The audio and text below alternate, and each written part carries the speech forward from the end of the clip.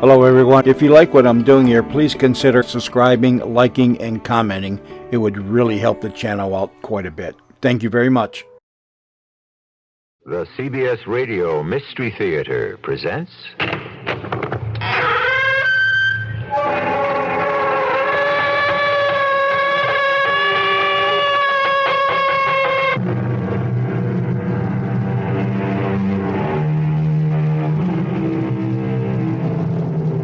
Come in. Welcome. I'm E.G. Marshall. Every man was not born with a silver spoon in his mouth, said Miguel de Cervantes.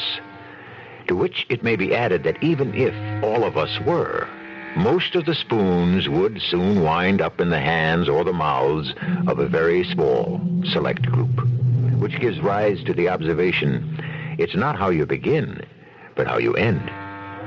This is a proposition that is so universally self-evident. Why does it have to be repeated over and over again? Hold it right there. What's the trouble, Sheriff? Slide out from behind that wheel. Very slow and careful. But what did I do? You know what you did. You stole a $100,000 payroll. Me? Oh, no. There must be some mistake. Yeah, that's what they all say. But I'm innocent. Tell it to the judge.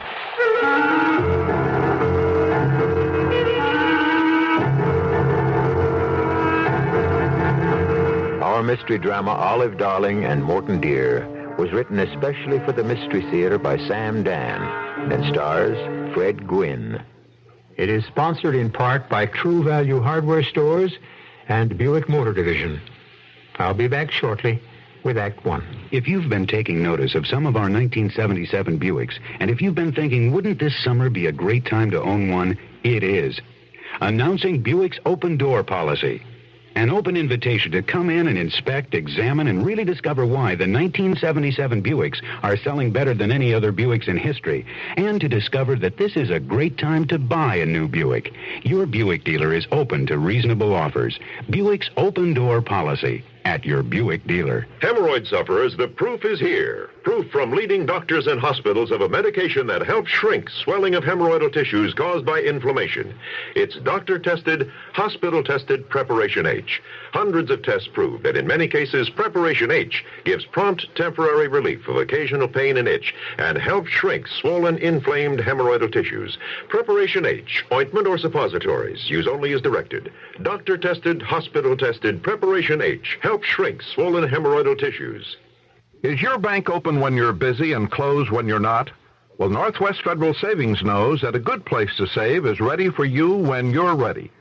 So Northwest Federal's open 63 hours a week.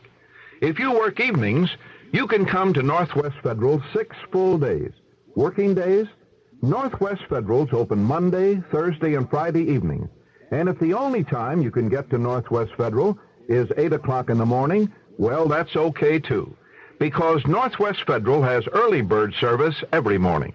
From 8 o'clock, you'll find 5 convenient Northwest Federal savings centers throughout Chicagoland's great Northwest Territory. So come into Northwest Federal Savings on your way to, from, or between work, shopping, or home. Anytime. Because Northwest Federal Savings keeps the best hours yours. It's Northwest Federal Savings Time, 63 hours a week.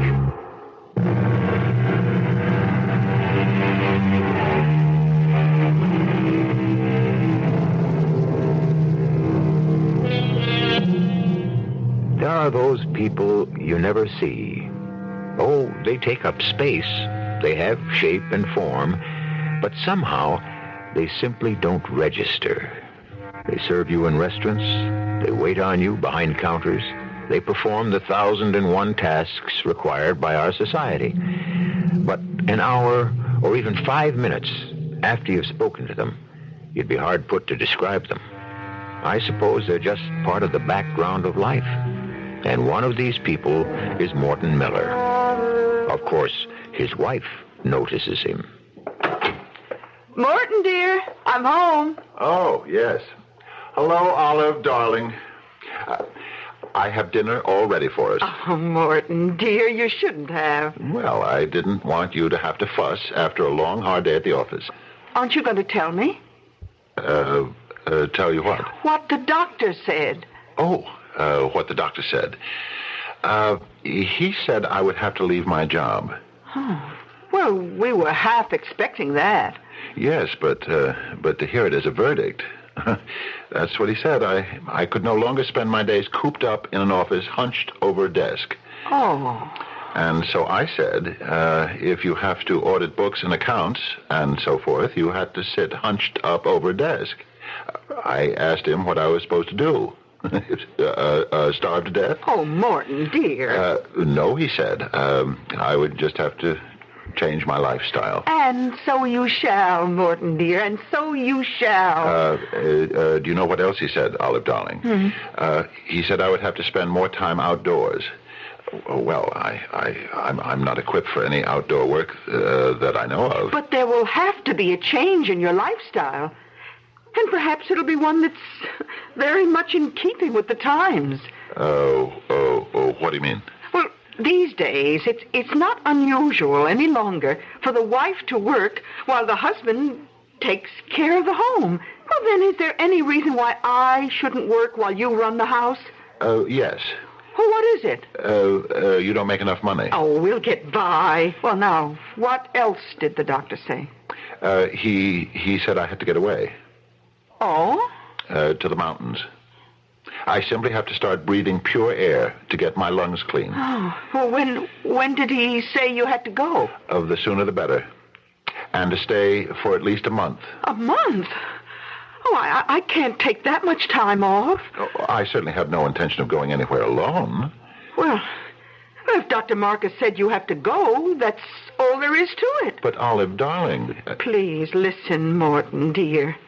Your health is more important than anything else. To leave you for a month? If it has to be. Do you realize we've been married 20 years, Olive, darling? And we've never spent a day apart from each other? Yes, Morton, dear. But there will have to be some changes. I can get plenty of fresh air in the park. No, if the doctor says you need a month of the mountains, then that's where you're going. Oh, where did Dr. Marcus suggest that you go? The further away you get from civilization, the cleaner the air, and also the cheaper the accommodations. Oh, Morton, dear, you're not to worry about money. But, Olive, darling, I know how money works. It's my business. I know we have very little. I was hoping to go up to some town or better, some small village and get a job. A job? Well, maybe I could do somebody's books or something. But you'll be working in an office again. No. I'd sit under a tree on a mountaintop. You're not going away to work, but to rest. Now, promise me you won't worry about money. Promise. All right. I won't worry about money. Good. Now, we'll spend the night packing, and you're going to get into the car and leave tomorrow morning. Tomorrow morning, Olive, darling. Tomorrow morning, Morton, dear.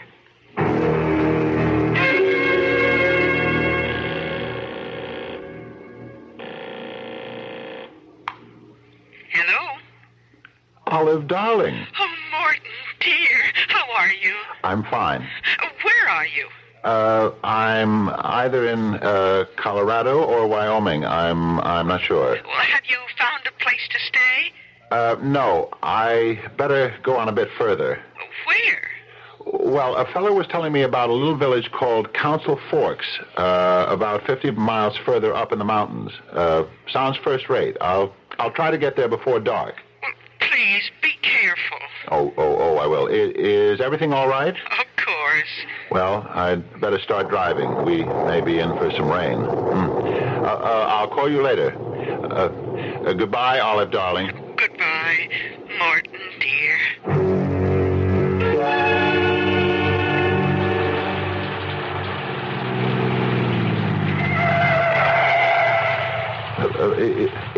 Is something the matter, Sheriff? May I see your license and registration, please? Oh, certainly. I wasn't speeding that I know of. Just hand them over. But what's wrong? Let's see here. This one's name is Morton Miller. He's from Terre Haute, Indiana. Bobby, see if his license plates read 67892, like it says here. Joe, check it against the stolen sheet. Well, now, Mr. Miller, what you doing out here in the middle of no place in this absolutely hellacious rainstorm? I'm bound for a town called, somebody said it was called, Council Forks. Is that a fact? Why would anybody want to go to Council Forks? I was told the air up there is very good. Is that true? Well, Mr. Miller, be advised you're very well covered from 4 sides. Covered? Now, you please step out of the car. But it's raining. Well, you got mighty good powers of observation, Mr. Miller. Have to say that for you. Now, face the car. Lean your hands against it. But, All right, he's clean. Check out the inside and the back seat, Bobby. But what are you looking for? Let me have the key to your trunk, sir. I wish you would tell me what you got in the trunk there? Just some clothes and some camping equipment. What for? I told you I'm coming up here for the air. It's doctor's orders. Oh, yeah, Bobby, that does look like a bunch of camping stuff. Never mind messing it up. Okay, sir, you can get back in your car. Oh, thank you, Sheriff. Do you mind telling me what this is all about? A fellow robbed a payroll. Oh? Got away with over 100,000. You got reason to believe he's headed this way. Now be careful. He's armed with a big .45 caliber pistol. And he looks like he knows how to use it. Oh, my goodness. I hope no one was killed. There's going to be a pretty big reward out for this fella. Reward? Yeah. But unless you can handle a gun, don't get any big ideas. Oh, me? No. I would never. Now, if you want to get to Council Forks, remember to take the second left. If you miss it, you might just wander around lost in these mountains for the next 40 years. Yes, sir. The next left. No. The second left. Oh, yes, sir. Thank you, sir.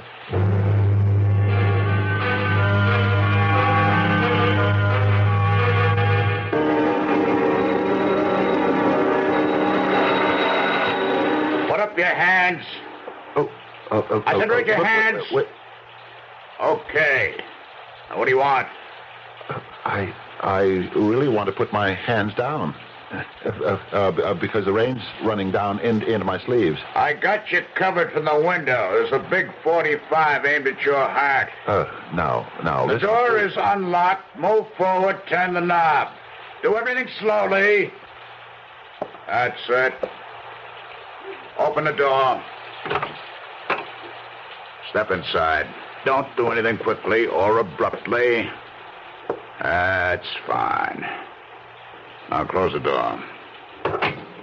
Look. Step inside. Look, all I want to do is... take off your hat. Drop it on the floor. Please, if take off your raincoat. Oh, I'd really like to do that. It's sopping wet. Do it slowly, just like everything else. Now, what are you supposed to be doing here? Me? I just came up for a rest. A rest, huh?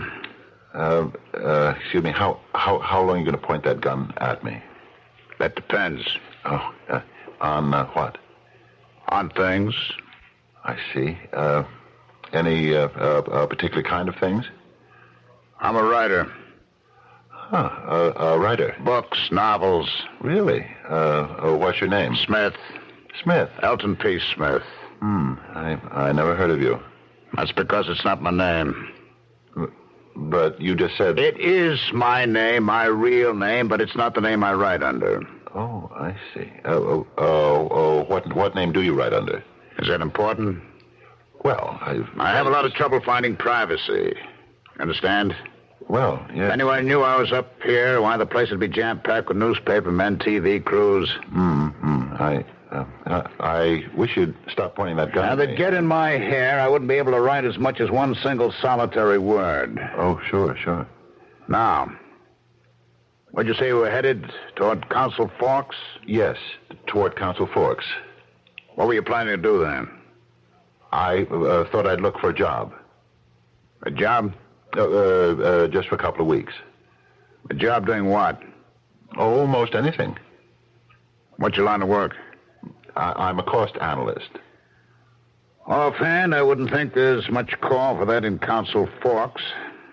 Well, I also know how to cook. Cook? Yes. I'm a splendid amateur chef. You know something? I'm starved. Oh? Some old lady was supposed to come up and keep house, but she never showed up. Now, how'd you like to stay here and cook? I don't... I got a whole bunch of stuff in the freezer, but I don't know how to boil water, and I'm starving to death. Oh, yes, but you see, I'm really not interested in cooking. So maybe if I could get my car started... You're not going anywhere. What did you say? I said, you're not going anywhere.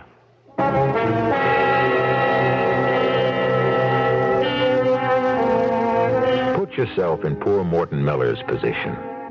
He's looking into the barrel of a .45 caliber pistol. You can look at the muzzle of that gun and see your whole life dance by in review.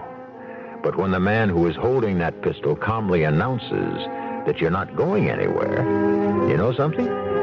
He's right. I'll be back with Act 2 shortly. Hi, Harry. What's the guy doing with the bulldozer? Oh, just knocking down my garage. What the heck for? I'm going to plant more lemon trees. Gee, you have quite a few already. Just 56, 17 in the tennis court, 12 where the patio used to be. Harry, why so many lemon trees? Oh, I don't know. I'm just crazy about fresh lemon juice. Love it in iced tea, on summer salad. Why don't you just go out and buy lemon juice in a bottle? Bottled lemon juice has preservatives in it, you know. Not Minute Maid, 100% pure lemon juice. What the heck's that? 100% pure lemon juice, no preservatives in a squeeze bottle. Ooh, that'll be a good idea. When are they coming out with something like that? Harry, they did. It's in your grocer's freezer case. Come on. If Minute Maid had 100% pure lemon juice, why would I tear up the patio cover over my swimming pool and knock down the garage to plant 56 lemon trees? Huh? Joe? Minute Maid 100% pure lemon juice in your grocer's freezer. Now fresh lemon juice doesn't have to come in a lemon. Mr. Bulldozer, hold the garage. Here she comes walking down the street, wrapped in a fur from the Ms. York Boutique.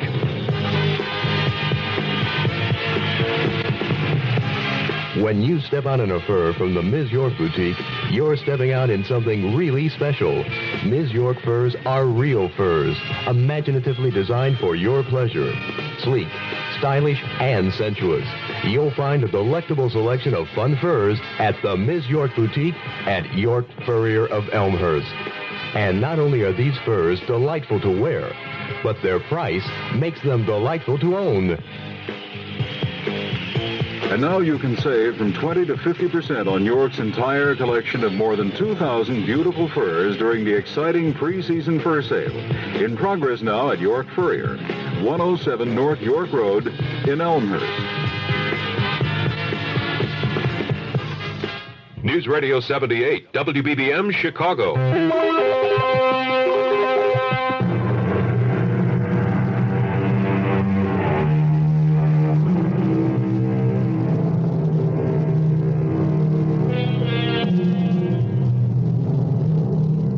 The hand that rocks the cradle is the hand that rules the world.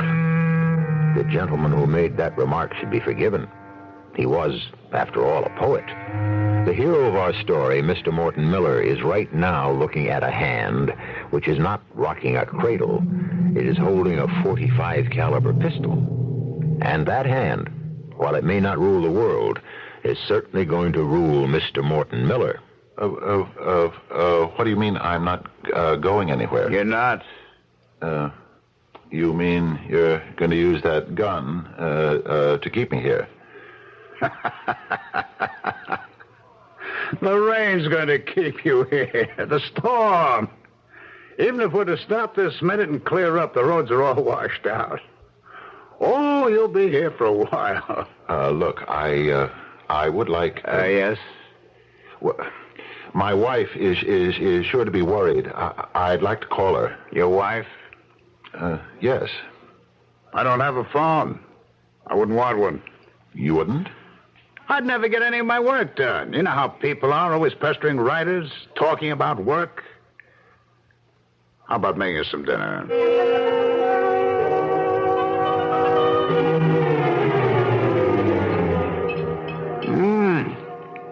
All right. This isn't too bad. As a matter of fact, I can remember eating worse. No. Well, I just threw some things together. Well, looks like you got yourself a job. I'll tell you something. You don't look like a chef. Oh, I'm not really a chef. You know what you look like? No. You look like a cop. A cop? A federal cop. I do? You know why? Because you don't look like anybody. Federal cops, as a rule, have the kind of faces you just don't seem to be able to remember. Oh, believe me, I'm not a police officer. I assure you. Why should you want to assure me? No reason. I believe I'll try another rare slice of that roast. Oh, by all means. Hey, let me have the knife. It's very sharp. Oh, certainly. Here. Slice you a piece? No, I'm not hungry. Let's listen to the news, The news? No, it's just about 8 o'clock. Radio's right in back of you. Turn it on, huh? Oh, surely. Daring and dangerous bandit who escaped with well over $100,000 of the tip-top Tolliver Company payroll is believed headed this way. The Alvarado Mountain area is a fantastic place to hide out from the law. These woods and hills abound in natural hiding. Sheriff Armand Pendleton asks all citizens to report any suspicious-looking person. It is reported that ladies' skirts will be somewhat shorter this year. You care? Do I care about According to news if skirts from New York, are going to be shorter this year? No. Well, turn it on. So, there's a bank robber running around loose, huh? Is there? Well, just on the news, didn't you hear? Well, I wasn't really listening. You mean you didn't hear what the announcer said? I only listen to that kind of story with half an ear. Half an ear. That's very interesting. Well, there's so much of it. I mean, violence of one kind or another. Is that so? And this fellow who robbed the Tip-Top Tolliver Corporation, he didn't kill anybody. No, he didn't. Well, I don't know about you, but I'm ready to turn in. Look, maybe I might be able to get my car started after all. Well, you forget you've taken a job here. I have? Why, certainly. You're my cook. I beg your pardon. Chef. Well, Look at how nice and easy it is, huh? Just a cook for the two of us. But I was thinking... Your room's at the top of the stairs. Very nice, large, airy room, private bath. But I really should... I'm doing this for your good, you know. Oh, thank you, but... You're welcome. Now, let's not say any more about it.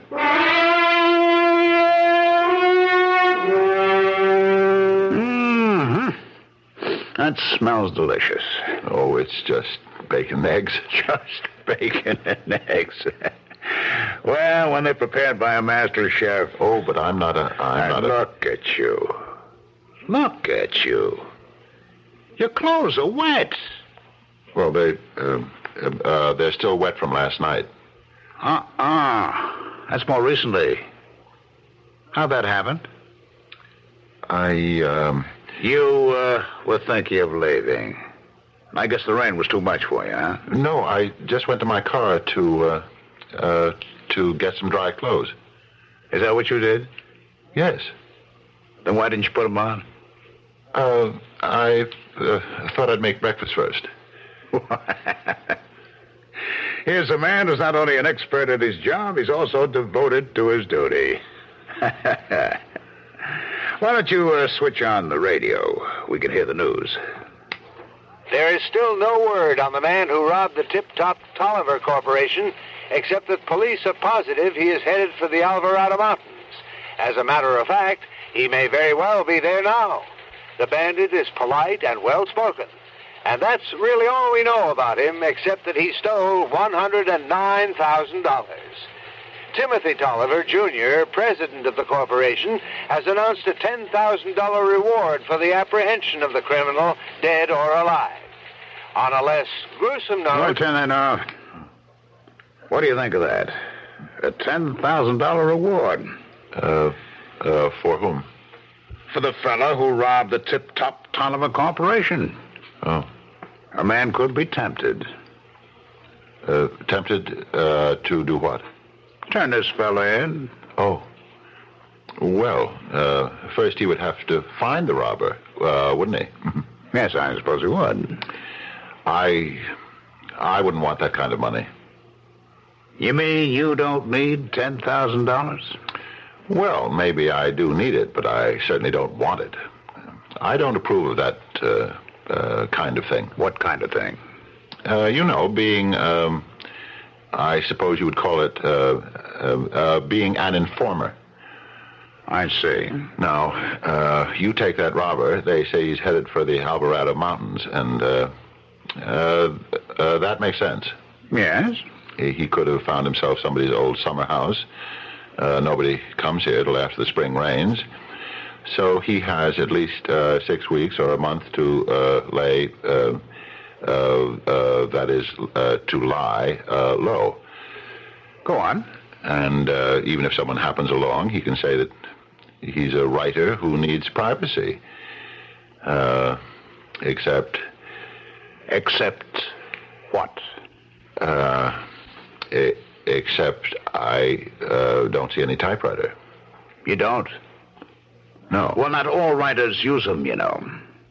Oh. Me, I like to write with a pen, a long yellow pad. Oh, I didn't know that.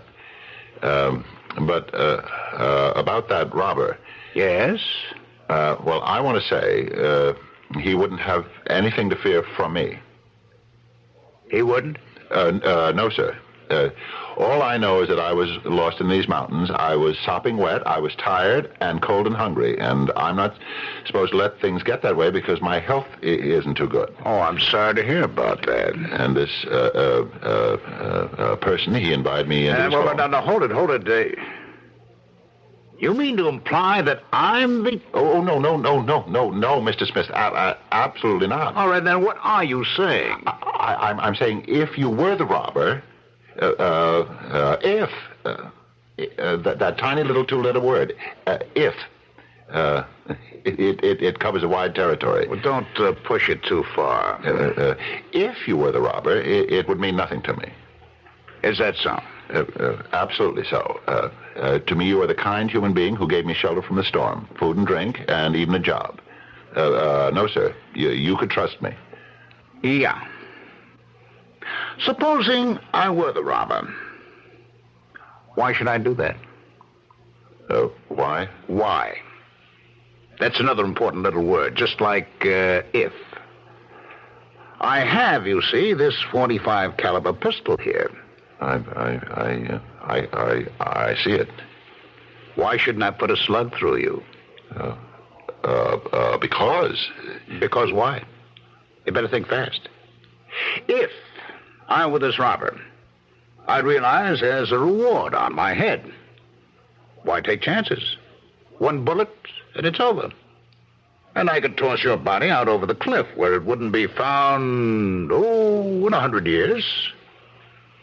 If I were the robber, why shouldn't I do that? Because that's not the kind of man you are. How do you know what kind of man I am?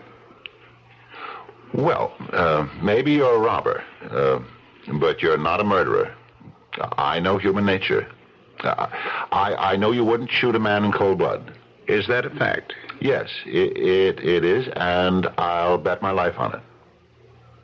Say, is there any more of that great bacon in those pancakes? Oh, sure. All you want. What's for dinner? Some bœuf bourguignon. Both bourguignon? That sounds terrific. You know something? If I were this robber, I don't think I would shoot you. I know that. Not for a while, anyway. You cooked the best food I ever ate in my life.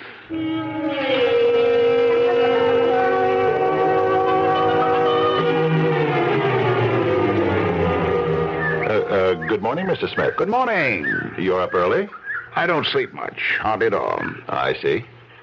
What do you see? Oh, it's just a figure of speech. Actually, I don't see it all. It's just that we say things to pass the time. Uh-huh. I was thinking of taking a drive into town. Oh, were you? Is there any reason why I shouldn't? Oh, no, not at all. I want to call my wife. And there's a special herb that grows around this part of the country, and I thought I'd pick it up in one of the stores. Really? Oh, you should see what it does to the taste of meat. Well, then, by all means, we should have some. Would you want to drive into town with me?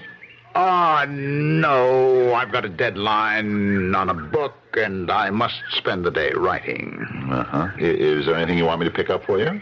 No, thanks. I can't think of a thing. Okay, then I'd better get into the car. Have a nice trip. Well, thank you. Is there something wrong? I don't know. I can't seem to make anything happen. What do you mean? Well, I turn the key and the starter doesn't... It's dead. Try it again. Oh, that's just what I'm doing. Well, that's odd. Let me open the hood and take a look. I have a brand new battery, and I just had a tune-up. What on earth? I found the problem. Oh, what is it? Here, take a look. At what? You see the top of your distributor cap? It looks like a hairline fracture. What does that mean? It means you can't get any current. Well, it was perfectly all right when I got here. Of course, had to be. I see. That crack, how did that happen? Sometimes it just breaks under the shock of very high voltage. You know the force that's required to start that engine? Could it have been broken? Been broken? How? Well, someone could have given it a sharp blow with a hammer or something. That's possible, isn't it? Now, why would anyone want to do a thing like that? Why? You tell us. A very subtle gentleman, this Mr. Elton P. Smith, or whatever his name is. So far, everything has been smooth, calm, and polite. A conference with our automobile mechanic yields the information that distributor caps can crack of their own accord. On the other hand, somewhere on those premises, there just might be over $100,000, plus a $10,000 reward. I'll return shortly with the third act. The long Labor Day weekend is a perfect time to paint your house, so take advantage of the perfect time to buy paint during the True Test Labor Day paint sale at True Value Hardware Stores. Hi, Pat Summerall to tell you you'll find True Value Hardware Store's finest exterior and interior paint on sale for just $8.97 a gallon. True Test Weatherall acrylic latex house paint resists stains, weathering, blistering, and peeling. Use it and put more years between you and your next paint job. True Test Easy Care latex flat enamel resists stains on your walls, so most stains just wash away. That's why Easy Care is called the wash and wear paint. And the soft, flat look is great for walls and woodwork in any room of your home. Get True Test Easy Care in white and 44 colors, and True Test Weatherall in white and 35 Jamestown colors, both for just $8.97 a gallon, now until September the 4th, during the True Test Labor Day paint sale, exclusively at participating True Value hardware stores and home centers. Tell them Pat Summerall sent you. The Chicagoland Dodge Squad is coming at you because Chicagoland needs to know more about Dodge. See Aurora Dodge in Aurora.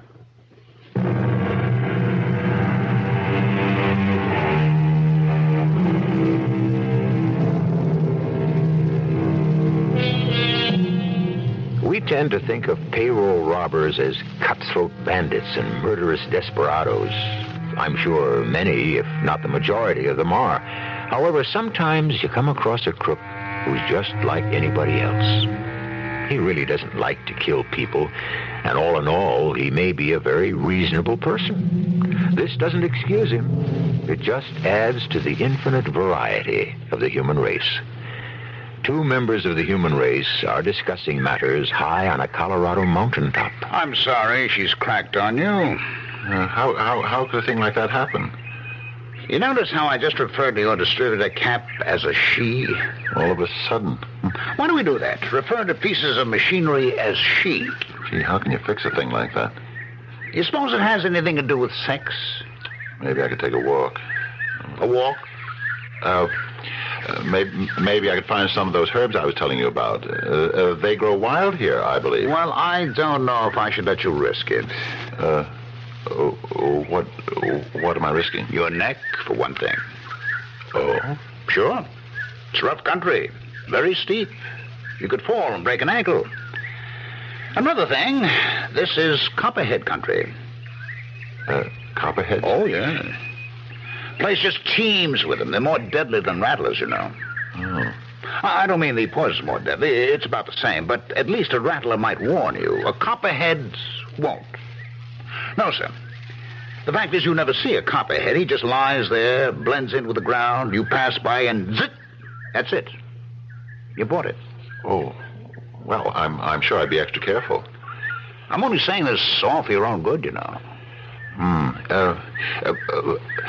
Let's suppose that you were that payroll bandit. There are two reasons why I would never turn you in. Tell me about them. First, I'm not an informer. I think you have to be born with a little streak of that in you. What's the second reason? It has to do with the Tip Top Tolliver Corporation, the place you. The place the robber held up. What about the Tip Top Tolliver Corporation? Well, I personally have no use for Timothy Tolliver Jr. Oh, really? Is he a friend of yours? Oh, no. He's a millionaire. How would I get to know him? Well, then what have you got against him? Everybody knows his ethics are questionable. Are they? He's pulled off some very shady deals. He's taken advantage of people who trusted him. So, you see, I can't feel badly about his being robbed. You still shouldn't venture too far. It is dangerous, you know. Oh, I'll be very careful. I just want to find some of those herbs.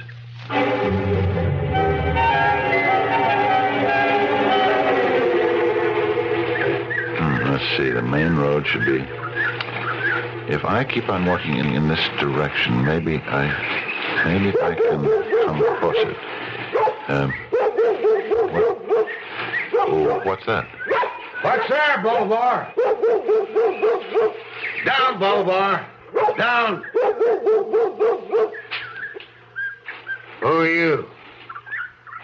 What you doing here? Oh, hi. I already told you what I was doing here. You did? When was this? Last week. You stopped my car, Sheriff. Don't you remember? It was a rainstorm. And you asked me where I was headed, and I said Council Forks. Oh, yeah. I don't remember your face, but I do recall a conversation. Right. You were looking for a payroll bandit. We still are. What makes you think he's around here? Part of that money. Not much. Maybe about $1,000 worth was in $50 bills. Oh. And they were marked. We've been following a trail of them $50 bills. They lead us right smack into the Alvarado Hills. Why are you so nervous? I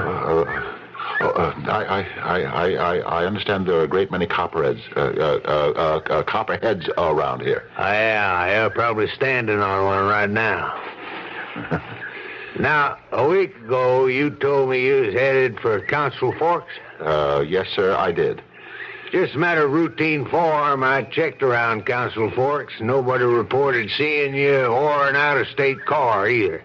Oh, well, I never did get there. Yeah, I can see that. I took the wrong turn. You know me. No, I don't know you. Could you be the bandit? Me? Oh, no. Don't you know what a bandit looks like? They come in all shapes, sizes, and colors. Let me give you my driver's license. It has my picture on it, so you know it's mine. Okay? Check it. You'll find I've been a cost analyst for London & Spears till just about a month ago. Call my doctor, Dr. Benjamin Marcus. He'll tell you he sent me up here for my health. Never mind all that. Just tell me why you're so nervous. But I'm not. I've been a sheriff 40 years. I know the signs. A week ago, you said you was headed for Council Forks. Never got there. I told you I got lost. But where you been spending your time? Where? You look well-fed, well-rested. You shaved this morning. Oh, I always shave, every morning. Where did you shave? I've been camping. Camping? You saw that equipment in the back of my car. Where's your camp? I'd like to take a look at it. You know something? I have no sense of direction. I think I'm lost. Where's the fella that robbed the payroll?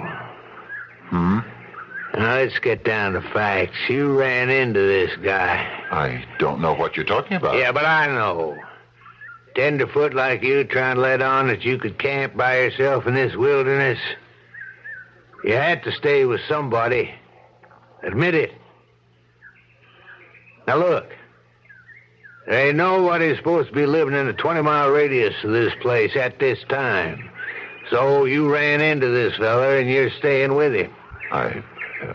He don't let on who he is, and it never occurs to you because you ain't trained to spot these outlaw types. Admit it. I admit it. Now, where is he? Where's who? The fella you're staying with. You have to tell us, because if you don't, you become an accessory.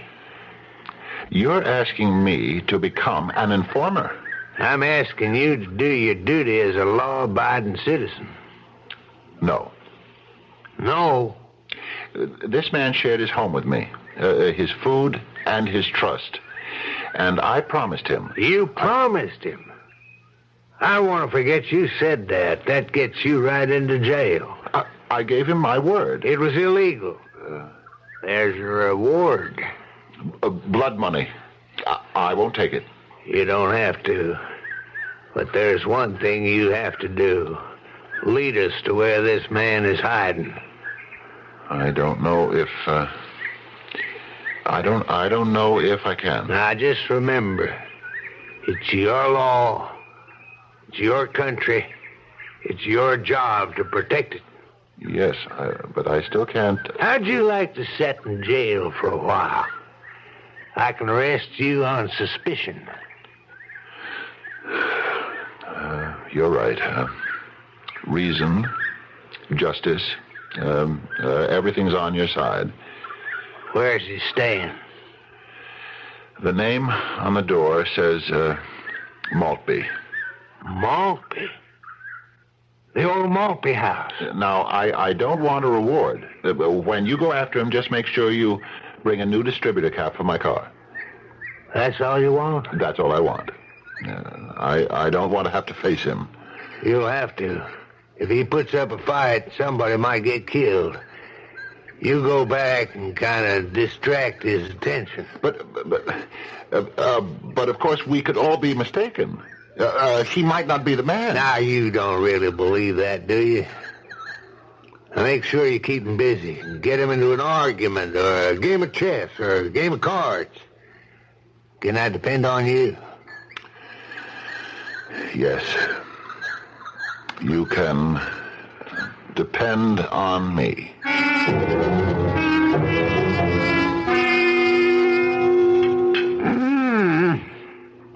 This is fantastic. I never tasted anything this good. You must have found those herbs, eh? Yes, I did. What's the matter? You look under the weather.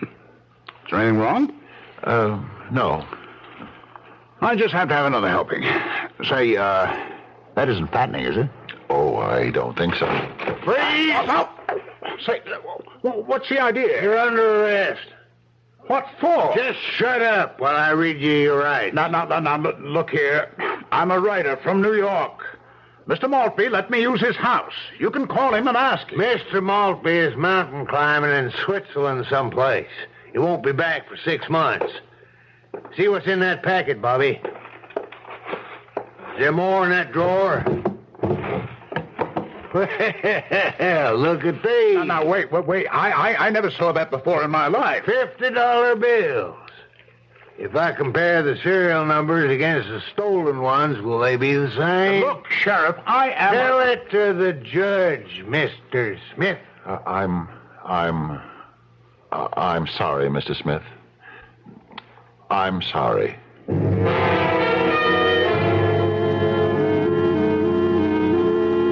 Olive, darling. Oh, Morton, dear. I was so lonesome without you. Oh, I thought the month would never go by. It seemed like a year. Do you know, something very amusing took place up near where you were. Did you hear about it? Hear about what? Well, there was this payroll holdup at some company with a funny-sounding name. Tip Top Tolliver. I may have read about it. Yes. Well, what happened? Well, you see, they thought the bandit was hiding out around the Alvarado Mountains. They tracked him down, and they arrested him because they found some of the stolen money on him. But he was the wrong man. He was? Yes. It seems he was able to prove that he was a writer from New York. A writer? That sounds fantastic. Yes. You know, the real bandit had come to the house and stayed there hiding out until he saw the sheriff approach. Then he just framed this poor Mr. Smith. Oh, my goodness. Did the real thief get away? Of course. And with most of the money. Don't they know what he looks like? Well, they can't seem to agree on a description. It seems the fellow was one of those, nondescript-looking people. Nothing about him you could remember. People tell me I look like that. Oh, no, Morton, dear. Why, you're so handsome and distinguished. Who could ever forget a face like yours? Well, I've been going over our assets, and... Olive, darling, we may have quite enough when we retire, after all. Oh, I have all the confidence in the world in you, Morton, dear. Thank you, Olive, darling.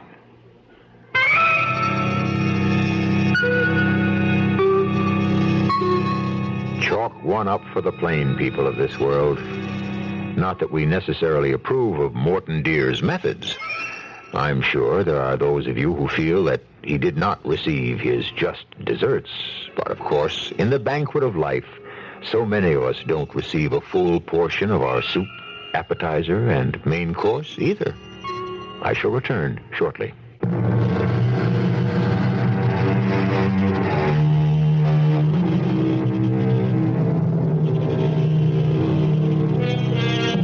The face of the clerk, the waiter, the cab driver, a thin, elderly gentleman sitting across the aisle on the bus, that middle-aged lady with mousy-colored hair and glasses.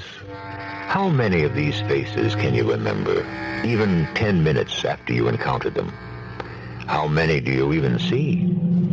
How can you hope to sense the drama that may be seething inside one of them?